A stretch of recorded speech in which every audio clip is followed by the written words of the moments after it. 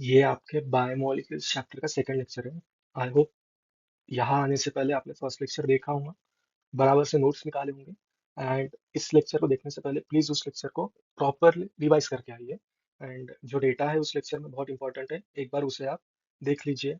And जो mnemonic दिया था मैंने आपको, आप वो भी याद कर सकते हैं। तो एक बार हम रिवाइज कर लेते हैं, हमने लास्ट लेक्चर में एग्जैक्टली क्या क्या पढ़ा था। सबसे पहले हमने देखा था किसी भी लिविंग सेल में ऑर्गेनिक इनऑर्गेनिक सब्सटेंस दोनों होते हैं।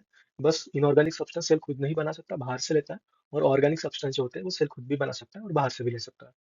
फिर हमने बायोमोलिक्यूल्स की डेफिनेशन देखी। So what are biomolecules? Living cell synthesises organic substance which are essential for life are known as biomolecules. कोई भी इनऑर्गेनिक सब्सटेंस बायोमोलिक्यूल नहीं हो सकता। फिर हमने बायोमोलिक्यूल्स को क्लासिफाई किया into bio macromolecules and micromolecules. Macromolecules are found in acid insoluble pool and micro in acid soluble pool। ये क्या है acid insoluble pool, acid soluble pool, हम इस लेक्चर में देखेंगे बहुत अच्छे से। फिर जो मैक्रोमोलिक्यूल्स होते हैं उनका weight greater than 1000 dalton and micromolecules का लेस देन 1000 डाल्टन। मैक्रोमोलिक्यूल्स में proteins, carbohydrates, nucleic acids and micromolecules में monosaccharide, disaccharides and nucleotide, nucleosides, amino acids etcetera. फिर हमने देखा कि जो लिविंग सेल होता है एंड अर्थ क्रस्ट होता है, दोनों का केमिकल कंपोजिशन सेम होता है, बस रिलेटिव अबंडेंस वैरी करता है दोनों में। कुछ एलिमेंट्स अर्थ क्रस्ट में ज्यादा होते हैं comparatively living cell and vice versa. फिर हमने एक इंपॉर्टेंट टेबल देखा सीएनआर राव का, उसका निमोनिक भी हमने देखा। एंड फिर हमने इनऑर्गेनिक कंस्टिट्यूएंट देखे लिविंग टिश्यू के। तो हम देखते हैं पहले इस लेक्चर में हम क्या क्या पढ़ने वाले हैं। तो सबसे पहले हम देखने वाले हैं एनालिसिस ऑफ ऑर्गेनिक कंपाउंड्स। किसी भी सेल के अंदर जो भी ऑर्गेनिक कंपाउंड्स हैं उन्हें कैसे एनालाइज किया जाता है वो हम देखेंगे। फिर acid soluble pool, acid insoluble pool, जो हमने लास्ट लेक्चर में देखा था, अभी बहुत अच्छे से इसे हम समझेंगे।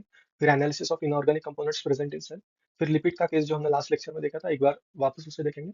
And then average composition of cell, NCERT में जो एक टेबल दिया है, बहुत इंपॉर्टेंट टेबल है, उससे पहले भी नीट में क्वेश्चंस पूछे गए हैं, उसे एक बार देखेंगे। तो सबसे पहले हम देखते हैं एनालिसिस ऑफ ऑर्गेनिक कंपाउंड्स। किसी भी सेल में जो ऑर्गेनिक कंपाउंड्स होते हैं उन्हें कैसे एनालाइज किया जाता है। तो उसके लिए एक मेथड यूज की जाती है जिसका नाम है फ्रैक्शन मेथड।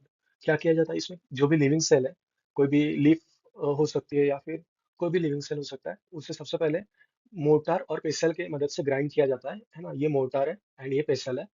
तो इसके हेल्प से उन्हें ग्राइंड किया जाता है। फिर उसमें एक सॉल्वेंट ऐड किया जाता है, ट्राइक्लोरो एसिटिक एसिड, है ना, CCl3COOH, ट्राइक्लोरो एसिटिक एसिड। उस में ऐड किया जाता है, जिसके बाद एक स्लरी टाइप बन जाती है। फिर उस स्लरी को स्ट्रेन किया जाता है बाय यूजिंग कॉटन और चीज क्लॉथ, है ना। छन्नी की तरह हम छानते हैं उसे, उस स्लरी को। फिर जैसे हम चाय छानते हैं, चाय छानने के बाद क्या होता है, कुछ चाय जो होती है हमारी वो नीचे चली जाती है एंड कुछ चीजें जैसे चाय पत्ती ऊपर रह जाती है। तो जो ऊपर रह जाता है उन्हें कहते हैं रेटेंटेट। एंड जो नीचे जो चाय बन जाती है, चाय जो कप में आ जाती है, उसे कहते हैं फिल्ट्रेट। तो हमने जैसे स्लरी को छान लिया है बाय हेल्प ऑफ कॉटन और चीज क्लॉथ। जो ऊपर है उसे कहते हैं रेटेंटेट एंड जो नीचे है उसे कहते हैं फिल्ट्रेट। फिल्ट्रेट को ही एसिड सोल्यूबल पूल कहते हैं एंड रेटेंटेट को एसिड इनसोल्यूबल पूल। एंड जो फिल्ट्रेट होता है मतलब एसिड सोल्यूबल पूल, उसमें हमें क्या मिलता है, माइक्रोमोलिक्यूल्स, जिनका वेट होता है 18 टू 800 डाल्टन। एंड जो रिटेंटेड होता है मतलब एसिड इनसोल्यूबल, उसमें हमें क्या मिलते हैं, और ऑलमोस्ट हमें सभी मैक्रोमोलिक्यूल्स मिलते हैं जिनका वेट 10,000 डाल्टन या ज्यादा होता है, एक्सेप्ट लिपिड। लिपिड क्या है, माइक्रोमोलिक्यूल है जिसका वेट लेस देन 800 डाल्टन है, पर हमें मिलता है वो रिटेंटेड में। क्यों? वो भी हमने लास्ट लेक्चर में देखा था, पर एक बार हम वापस से और देखेंगे। तो यहाँ पे हम इस डायग्राम में देख सकते हैं, इस फिगर में, जैसे यहाँ पे स्लरी बनाई गई है with help of trichloro acetic acid. फिर इस स्लरी को ये चीज क्लॉथ या कॉटन से हमने छाना है ना, स्ट्रेन किया है। तो जो ऊपर, ये जो ऊपर स्ट्रक्चर जो मिला है हमें, ऊपर जो कंटेंट जमा हुआ है, उसे कहते हैं रेटेंट है। और वही है एसिड इंसोल्युबल फ्रैक्शन, एसिड इंसोल्युबल पूल। और जो नीचे हमारा कलेक्ट हो गया उसे कहते हैं फिल्ट्रेट या एसिड सोल्यूबल पूल या एसिड इंसोल्युबल फ्रैक्शन। तो जैसे हम किसी भी प्लांट सेल को अगर सेम प्रोसेस के थ्रू अगर हम किसी भी प्लांट सेल को अगर करें, तो हमें क्या मिलेगा, एसिड सोल्यूबल पूल में क्या मिलेगा और एसिड इनसोल्यूबल पूल में। तो किसी भी प्लांट सेल के जो साइटोप्लाज्मिक कंपोनेंट्स होंगे और आयंस होंगे और माइक्रोमोलिक्यूल एक्सेप्ट लिपिड जो होंगे, वो हमें एसिड सोल्यूबल पूल में मिलेंगे। और जो वॉल कंपोनेंट्स होंगे, अभी वॉल कंपोनेंट्स में क्या आएगा, लिपिड्स आएंगे, है ना। एंड हमें सेल्यूलोज आएगा। सेल्यूलोज क्या है, कार्बोहाइड्रेट है, पॉलीसैकेराइड है, तो हमें क्या कहाँ मिलेगा, एसिड इनसोल्यूबल पूल में। और सेल मेम्ब्रेन के स्ट्रक्चर्स, मैक्रोमोलिक्यूल्स एंड लिपिड्स जो होंगे वो हमें कहाँ मिलेंगे, एसिड इनसोल्यूबल पूल में। तो एक एनसीईआरटी की लाइन है, thousands of organic compounds are found in acid soluble pool, है ना। एनसीईआरटी में ये एग्जैक्ट लाइन दी है कि थाउजेंड्स ऑफ ऑर्गेनिक कंपाउंड्स होते हैं वो एसिड सोल्यूबल पूल में हमें मिलते हैं। तो एक बार हम डिफरेंस देख लेते हैं एसिड सोल्यूबल पूल और एसिड इनसोल्यूबल पूल के बीच में। एसिड सोल्यूबल पूल हम क्या कहते हैं, फिल्ट्रेट। इनसोल्यूबल पूल को रेटेंटेड। एसिड सोल्यूबल पूल में क्या क्या मिलता है हमें, monosaccharide, disaccharide, amino acid, nucleosides, nucleotides. And acid insoluble में पॉलीसैकेराइड जैसे सेलुलोज, काइटिन वगैरह, लिपिड्स, प्रोटीन्स, न्यूक्लिक एसिड जैसे DNA, RNA.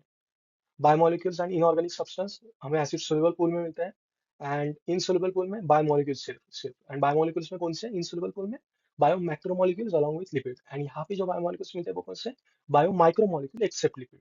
And inorganic substance जो भी होंगे वो हमें कहाँ मिलेंगे, एसिड सोल्यूबल पूल में। इनऑर्गेनिक सब्सटेंस मतलब आयंस जो भी होंगे, है ना।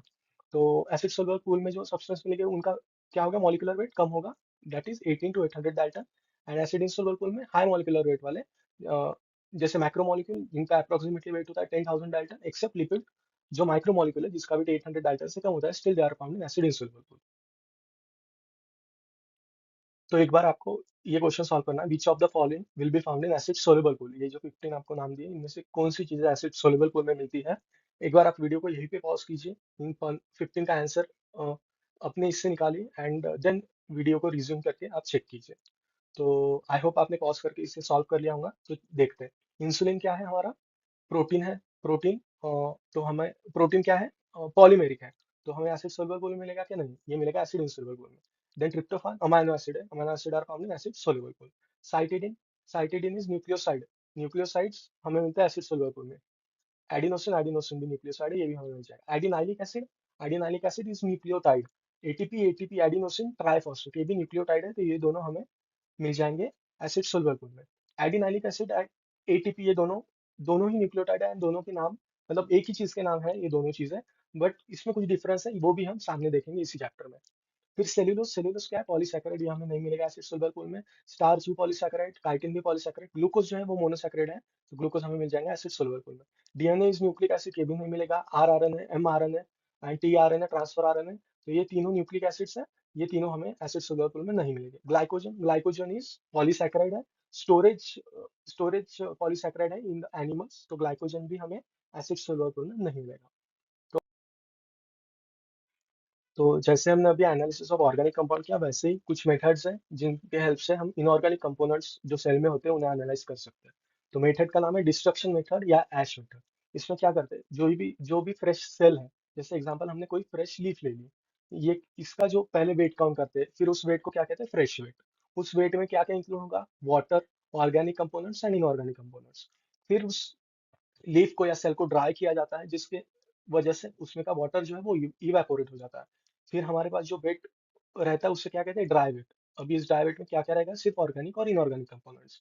फिर उस लीफ को कंबस्शन किया जाता है, लीफ का जलाया जाता है, जिसके बाद जो ऑर्गेनिक सब्सटेंस होते हैं उसमें का कार्बन, हाइड्रोजन और ऑक्सीजन है वो निकल जाता है CO2 एंड H2O के फॉर्म में। फिर एट द लास्ट हमारे पास जो भी कंपोनेंट्स बच जाते हैं, जो भी सब्सटेंस आता है जलाने के बाद, उसे कहते हैं ऐश वेट। एंड उसमें सिर्फ इनऑर्गेनिक कंपोनेंट्स रहते हैं, इनऑर्गेनिक आयंस रहते हैं, एंड उसका वेट हम कैलकुलेट कर सकते हैं। तो सबसे पहले फ्रेश वेट रहता है, फिर उसमें से इवेपोरेट करने के बाद वाटर निकाल देते हैं, तो ड्राई वेट मिल जाता है। फिर ड्राई वेट के बाद ऑर्गेनिक सब्सटेंस निकाल देते हैं इन form of CO2 and H2, तो हमें फाइनली ऐश वेट मिल जाता है। एंड ऐश वेट के हेल्प से हम इनऑर्गेनिक कंपोनेंट्स को एनालाइज कर सकते हैं। तो देखते हैं हम केस ऑफ लिपिड, क्या है ये केस। तो lipid are bio micromolecule, still they are found in acid insoluble pool, that is retentate. क्यों हमें मिलता है ये रेटेंटेड में, बायो माइक्रोमोलिक्यूल होने के बावजूद, क्योंकि lipids are exist in form of micelle, vesicle and globule in nature. तो क्यों ऐसे फॉर्म में मिलते हैं हमें, क्योंकि ये जैसे एक लिपिड का मॉलिक्यूल है, इस लिपिड के मॉलिक्यूल में ये जो पार्ट है उसका ये पोलर हेड है। तो ये पोलर हाइड्रोफिलिक हेड मतलब वाटर लविंग हेड होता है। एंड ये जो उसका पार्ट है ये नॉन पोलर टेल्स है लिपिड के। तो लिपिड मॉलिक्यूल के ये जो नॉन पोलर हाइड्रोफोबिक हेड है, हाइड्रोफोबिक टेल्स है सॉरी, तो ये हाइड्रोफोबिक मतलब इन टेल्स को पानी पसंद नहीं है। तो इन टेल्स को पानी से बचाने के लिए ये छोटे छोटे लिपिड मॉलिक्यूल्स बहुत ज्यादा नंबर में एसोसिएट होके ऐसे स्ट्रक्चर बना लेते हैं मिसल जैसे। तो आप यहाँ पे देख सकते हैं ये एक लिपिड का मॉलिक्यूल है ना, ये एक लिपिड का मॉलिक्यूल है, ये एक लिपिड का मॉलिक्यूल। तो ऐसे बहुत सारे मॉलिक्यूल्स ऐसे स्ट्रक्चर बनाते हैं, एंड ये स्ट्रक्चर जो होते हैं वो हमने जो चीज क्लॉथ या कॉटन जो लिया था टू स्ट्रेन द स्लरी, उससे पास ही नहीं हो सकते। Therefore they are found in retentate, that is अब जो चीजें हमारे अक्यूमुलेट हुई थी उनमें एसिड इनसोल्युबल में ये चीजें मिलती हैं। तो what is the reason, because they are water insoluble hydrophobic, but they are micromolecule, क्योंकि उनका वेट 800 डाल्टन से कम है। तो हम यहाँ पे क्या केस स्टडी हुई हमारी, lipid are found in acid insoluble pool because they are water insoluble and hydrophobic, therefore they form micelles, vesicle and globule like structure, but they are micromolecule. क्यों? क्योंकि उनका वेट जो है वो 800 डाल्टन है, 1000 Dalton से कम है, ऐसा बोल सकते हैं। नेक्स्ट हम देखते हैं एवरेज कंपोजिशन ऑफ सेल्स। ये हमें एनसीईआरटी का ही टेबल दिया है, तो वही हमें देखना है। तो वाटर जो है किसी भी सेलुलर मास का जो परसेंटेज हम देखें वाटर का, तो 70 से 90, protein 10 to 15, carbohydrate 3, lipids 2, nucleic acid 5 to 7 and ions 1। तो इसे हम सिंपल एक डिसेंडिंग ऑर्डर में देखेंगे, जैसे डिक्रीजिंग ऑर्डर में, तो वाटर सबसे ज्यादा 70 से 90, प्रोटीन्स फिर 10 to 15, nucleic acid 5 to 7, carbohydrate 3, lipid 2 and ions 1। तो ऐसे इजीली याद रह जाएगा आपको।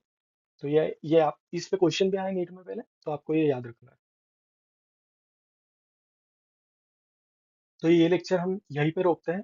एक बार हम रिवाइज कर लेते हैं हमने क्या क्या देखा था इस लेक्चर में। सबसे पहले हमने ऑर्गेनिक कंपाउंड्स को एनालाइज किया via help of fraction method. हमने किसी भी लिविंग सेल को पहले क्रश किया with the help of mortar and पेसल। फिर उसमें हमने ट्राइक्लोरोएसिटिक एसिड ऐड किया। फिर जो हमें स्लरी मिली उसे हमें स्ट्रेन किया with the help of cotton और चीज क्लॉथ। फिर हमें दो चीजें मिली, एक रिटेंटेड एंड एक फिल्ट्रेट। फिल्ट्रेट क्या है? एसिड सोल्यूबल पूल, जिसमें हमें माइक्रोमोलिक्यूल्स मिले। एंड रिटेंटेड में हमें एसिड इनसोल्युबल पूल में हमें मैक्रोमोलिक्यूल मिले एक्सेप्ट लिपिड। लिपिड जो है माइक्रोमोलिक्यूल है, still they are found in acid insoluble pool. फिर हमने acid soluble acid insoluble pool के कुछ डिफरेंसेस देखे। फिर हमने इनऑर्गेनिक कंपोनेंट्स को एनालाइज किया with the help of ash method या डिस्ट्रक्शन मेथड। फिर हमने लिपिड का केस देखा कि क्यों लिपिड माइक्रोमोलिक्यूल होने के बावजूद हमें acid insoluble pool that is retentate में मिलता है। एंड लास्ट हमने एनसीईआरटी का डेटा देखा, एवरेज कंपोजिशन ऑफ सेल्स, जिसमें वाटर का सबसे ज्यादा है ना। तो वो डेटा आपको याद रखना है। तो ये लेक्चर हम यहीं पे कंक्लूड करते हैं। So thank you very much, have a nice day.